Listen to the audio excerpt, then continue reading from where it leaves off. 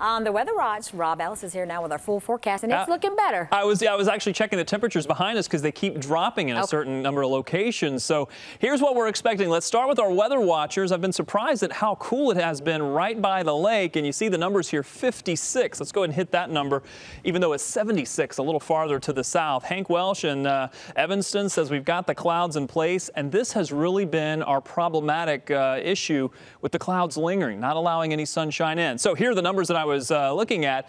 You see those 60s, then they become the 50s become 60s, and then they become 70s, and yes, even an 83 there in Ottawa. Quite a variety here.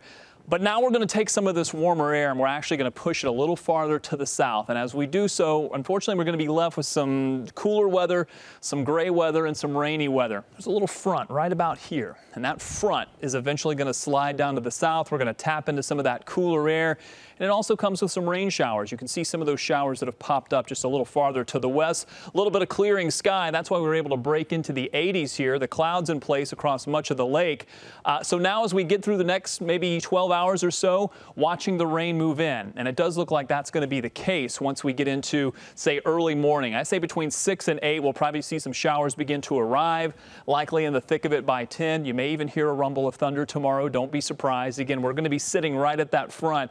So we may have some 50s to the north and some 70s farther to the south. Meanwhile, we could get a break sometime during the late afternoon, but the rain comes back by Monday morning, maybe even with a few showers and storms. We kind of pick that back up during the afternoon as we watch the backside of this finally begin to roll through. Then we can clear things out. Now, Tuesday's the transition day. We'll start with some clouds, but I think by the afternoon, we'll see some sunshine. Let's call that a partly cloudy day. And then I think we'll have to deal with that over the next several days. But I do see some sunshine in our forecast. And when you see the temperatures, I think you'll like it as well. 54 for tonight.